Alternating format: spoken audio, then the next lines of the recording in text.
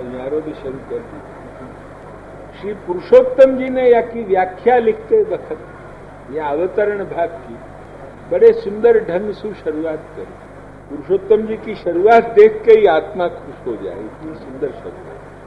पुरुषोत्तम जी कहें कि सर्व उपनिषदन में परब्रह्म ही परम तत्व है और वो सच्चिदानंद रूप है।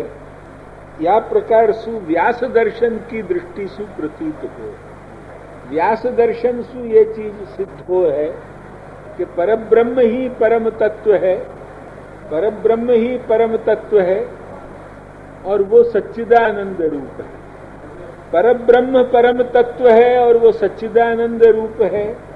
इतनो एक जनरल सिद्धांत उपनिषदन सु सभी लोकन ने मान्यो है, परंतु कोई ने वा परब्रह्म को निर्विशेष मान्यो है, कोई ने वा परब्रह्म को सविशेष मान्यो है, कोई ने वा परब्रह्म को विष्णु रूपेण मान्यो है, कोई ने वा परब्रह्म को नारायण रूपेण मान्यो है, कोई ने वा परब्रह्म को शिव रूपेण मान्यो है।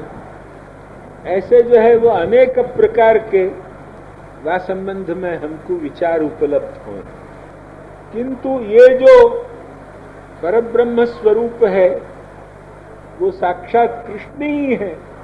परम ब्रह्म तो कृष्णो ही सच्चिदानंदकम बृहत्। ये इन उपनिषदन में जो प्रचलित दशोपनिषद या 28 उपनिषद आदि जो हैं उनमें इतना स्फुटतया अपन को नहीं मालूम पड़े।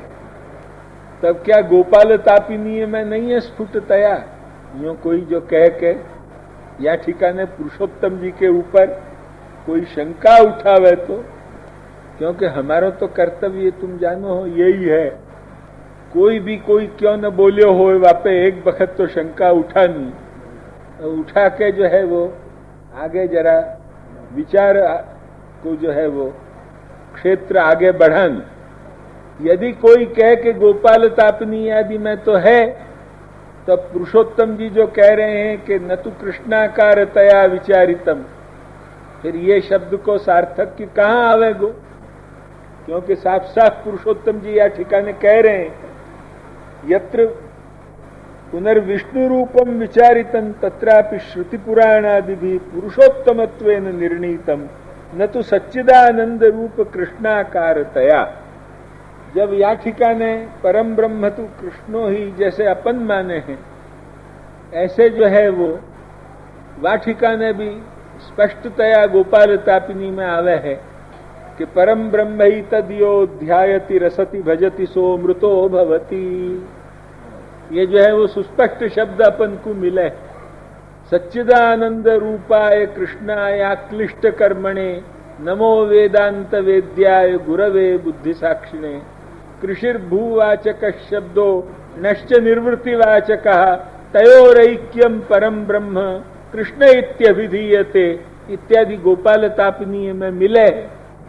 मिलते भय यो कहनो कि जो है वो न तो कृष्णाकारतया विचारितम, या को अर्थ का लक्ष्य में आई कि नहीं? अरे पुरुषोत्तम जी ने कहो, कोई ने भी क्यों न कहो। अपन कोई बुद्धि को यहाँ लीलाम करके थोड़े बैठे, ध्यान में आई कि नहीं? यहाँ बुद्धि को ऑक्शन बुलायो हो कहीं लीलाम के स्टैंड पे जाके और फिर बैठे हो, तब तो बात ठीक है। जो जब आखिर भगवान ने बुद्धि दी है तो जो कछु विचार करके कहो कि ये क्यों कहो पुरुषोत्तम। पुरुषोत्तम जी जैसो जो विद्वान कोई सर्वथा जो है वो अविचारित रूपेण लिख गए हो, या तो पुरुषोत्तम जी जा बखत पढ़ते बढ़ते हो वा बखत की बनाई भई ये टीका हो, ये भी तो नहीं हो सके। आगे के लेख ऐसे दिख रहे हैं कि जो है वो जरा सुंदर ढंग से विचार है। आखिर या को मतलब क्या? मतलब ये है कि गोपाल तापिनी आदि उपनिषद जो हैं उनको उपनिषत्व स्वीकार अपन वैष्णव लोग सर्व वैष्णव सम्मत है, पर इतर जो हैं इतर सम्मत नहीं। ऐसे कई उपनिषद हैं कि तत्त परंपरा वाले लोग माने हैं व कोई इतर लोग नहीं माने। जैसे 28 उपनिषद वामे भी प्रायः 13-14 उपनिषद सर्वस्वीकृत है, तद्वत सर्वस्वीकृतता वामे नहीं। अतएव सर्वस्वीकृतोपनिषद में नहीं विचारित है, यही यहाँ को संकोच, वृत्ति संकोच करके आशय लेनो, नहीं के जो है वो सर्वथा कहीं भी अविचारित है। या ठिकाने यद्यपि ये प्राधान्यन जो भगवदीय है उनको संदेहा भावार्थ ये चीज आप लिख रहे हैं, फिर भी ये ग्रंथ ऐसो होना चाहिए कि इतरवादी भी एक वक्त देखे तो वाके ऊपर प्रभाव पड़े। वह प्रभाव स्थापनार्थ या ठिकाने सर्वसम्मतोपनिषद आदि लेके ही विचार जो है वो ये कहो है। अन्यथा गोपाल तापिनी में सुस्पष्ट मिले, मिलते भय फिर यो कहनो कि न तो कृष्णाकार तया विचारितम, फिर कोई अर्थ नहीं रहे।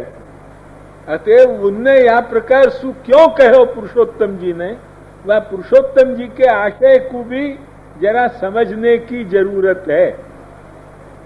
वह कुछ समझाते भय पुरुषोत्तम जी आगे चले हैं भागवत के ऊपर। क्यों भागवत के ऊपर आवे हैं? क्योंकि भागवत को प्रायः सकल संप्रदाय ने जो है वो स्वीकार किया, फिर अर्थ कियो के अनर्थ कियो इत्यादि देतत। श्रीधर ने अर्थ कियो कि श्रीधर ने कहीं बहुत ठिकाने अनर्थ कियो, ये विचार पीछे होगा। वीर राघवादि ने श्रीधरापेक्षया बहुत कुछ अर्थ कहो, पर कहीं उनने भी अनर्थ कियो या अर्थ कियो, दुरर्थ नहीं कियो, हम इतना ही कहेंगे।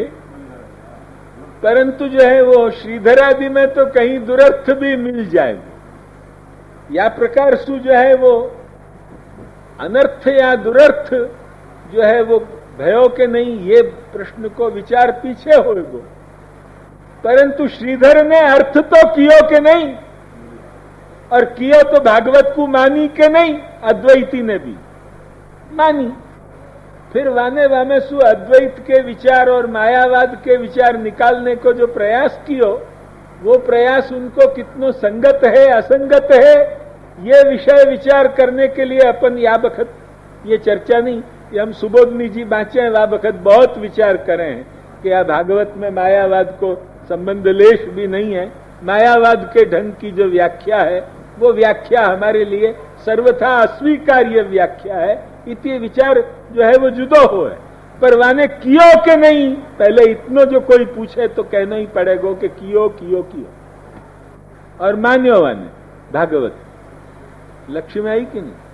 ऐसे ही रामानुज में सुवीर राघव ने मान्यो, सुदर्शन सूरी ने जो है शुक पक्षी ये लिख के मान्यो, विजय ध्वज ने माध्व ने मान्यो, निम्बार्क ने मान्यो। सकल संप्रदाय सम्मत ग्रंथ एकमात्र जो ये विशेषतया जिनको भाष्यकार उत्पत्ति संभवात, और जो है वो एक सूत्र हमको याद नहीं आवे, ये 2 सूत्र जो शैव मत के खंडन के जो आवे हैं द्वितीय अध्याय द्वितीय पाद में, एक उत्पत्ति संभवात तो याद है, दूसरो नहीं याद आवे है या बखत।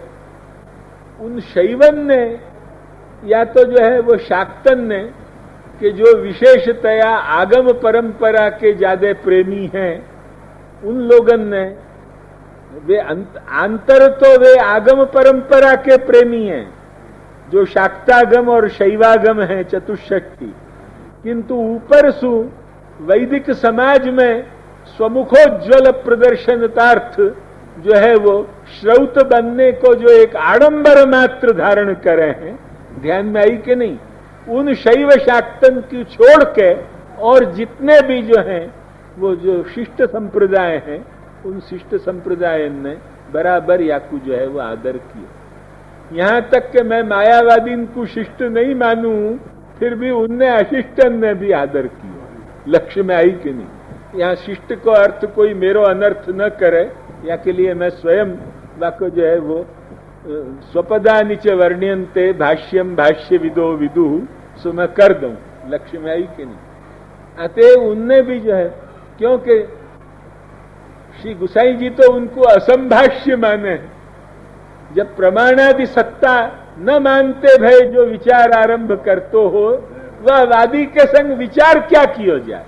वाको असंभाष्यत्व बोधन करने के लिए ही विद्वन मंडन में जो है वो श्रीमद प्रभुचरण ने कही, अत्र मिथ्यावादी प्रष्टव्य नाम मध्यस्थ ही प्रष्टव्य इत्यर्थ। मैं पूछ रहा हूं यो नहीं, क्योंकि मैं तो वाको असंभाष्य मानू। जाको असंभाष्य मान्यो जाए, वाकु जो है वो दूसरे के द्वारा बुलायो जाए। ध्यान नहीं की हमारे श्री मथुरा वाले दामोदर लाल जी, श्री घनश्याम लाल काका जी के लाल जी बड़े भोले हते, बड़े सीधे हृदय के आदमी हैं। उनकी लड़ाई हो जाती कोई खवास सू या तो कोई मंदिर के मुखिया सू व मुनीम सू मेहता सू, तो वासु बोलते नहीं बोलते, तो जो कोई दूसरो वैष्णव बैठे हो वाकू कहते, अजी तुम इंसु यो कहियो, वो सुन तो वो ही हो। यो कहे कि अजी तुम इंसु यो कहियो कि अमुक काम करें, खुद नहीं। ऐसे श्री गोसाई जी भी खुद नहीं बोल रहे। अत्र मिथ्यावादी प्रष्टव्य, यो असंभाष्यता जब श्रीमद प्रभुचरण दिखावे, तब जो है वो शिष्टता कहां सु हो, या सु मेरे शिष्ट संप्रदाय को अर्थ में कोई भ्रम में मायावाद भी सन्निविष्ट न कर ले, तदर्थ मैंने इतनो स्वपदा नीच वर्ण्यंते ये जो है वो किया है। लक्ष्य में आई कि नहीं। तो कहने को आशय ये कि आखिर सभी ने, शिष्टन ने, इतरन ने भी जो है वो कथनचित श्रीमद् भागवत प्रामाण्य स्वीकार किए, भागवत के ऊपर विचार लिखे। अब वो भागवत में, यद्यपि भगवत गीता में भी आ जाए है, परंतु भागवत में वह अधिक भाष्य करके आवे, ऐसे भागवत है ज्यादा प्राधान्य। और उपनिषद में न आतो हो तो गीता में तो साफ आ जाए कि परम ब्रह्म, परम धाम, पवित्रम परमम भवान, आहुस्त्वाम ऋषय सर्वे। सब ऋषि, एक दो नहीं, लघुमती बहुमती नहीं, किंतु आहुस्त्वाम ऋषय सर्वे यो सुस्पष्टतया भगवत गीता के भीतर हमको मिल जाए। फिर भी जो श्रीमद् भागवत को देख के वसुदेव गृहे साक्षात भगवान पुरुषः परः जनिष्यते तत्प्रिया इत्यादि में, और सब आखो संपूर्ण दशम स्कंद और संपूर्ण भागवत को भी लेके विचार करो, तो भागवत में जो परतत्व अवतारी हरि कृष्ण श्री भागवत ईरियते, ये श्रीमद आचार्य चरण के सिद्धांत को जैसो परिपालन भागवत के द्वारा हो है, तद्वत इतर ग्रंथ सु नहीं हो। वह भागवत के द्वारा ही कृष्णाकारतया विचारित है, या सिद्धांत को दिखाते भय फिर पुरुषोत्तम जी और जो कछु आगे कहेंगे वो सब अब कल